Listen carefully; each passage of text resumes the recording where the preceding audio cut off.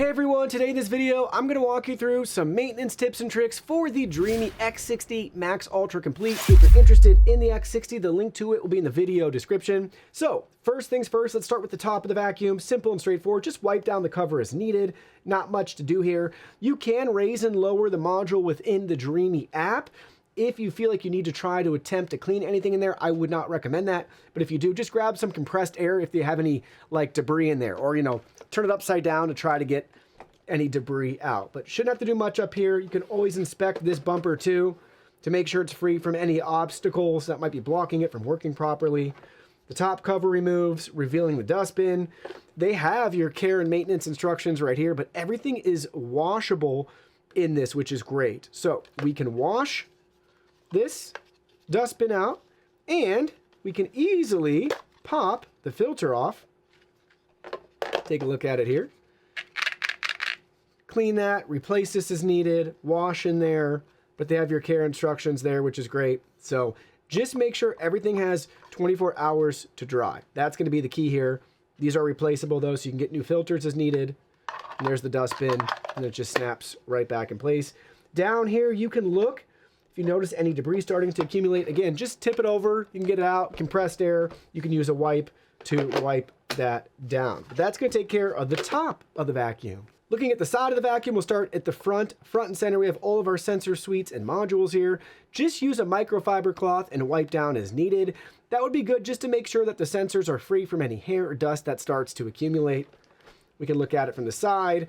This is the area, this little port is where all the contents empty out. So you might notice some hair and stuff, some stragglers in there. You're free to wipe that down as well. Here's our back charging contacts. This is where the water passes through. Just keep an eye on that, but not much to do there. And then we have one more sensor on the side. Just wipe it down with a microfiber cloth. Looking at the underside, we have a couple more sensors you can wipe down. These are what I call the cliff sensors, where it basically can gauge the depth, so it's not going to drive down your steps or stairs or things like that. This side brush is removable with a Phillips head screwdriver. Once that wears out, you can replace that. The main brush roller system is also replaceable if these happen to wear out for you, but you should get plenty of use out of this. You can wipe down in there. You can rinse these off as well. Just give it plenty of time to dry.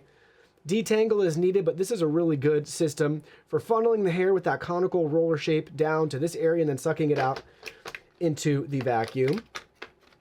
But everything's very easy to get access to. So the mop pads, they're removable, magnetic mounts.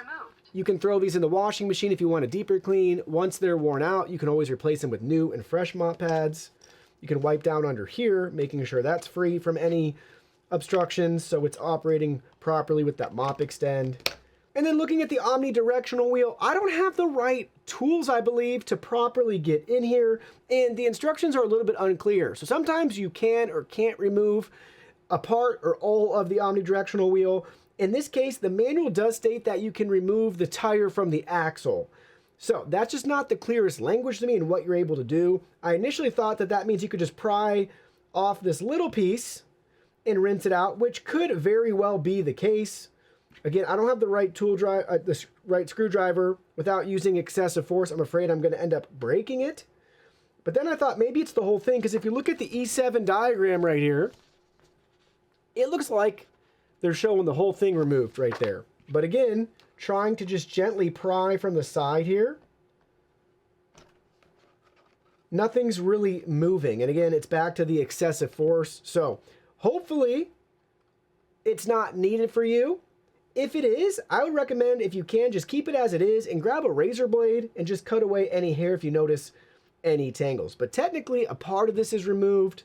I'm thinking maybe after trying really hard to pull and pry the whole thing, I'm thinking maybe just this little area separates if you can pry it enough from the sides to be able to get the wheel and tire out versus the whole mechanism there, but it's a little bit unclear in their instructions. And there you have it. That's your maintenance for the Dreame X60. Simple and straightforward, unless you're getting to the omnidirectional wheel. But overall, your common maintenance that you've come to expect from robot vacuums and mops, where it's just really keeping an eye on the sensors, wiping them down, cutting away any hair or clogs. Compressed air is your friend as well too, to just tidy up your vacuum, but simple and straightforward.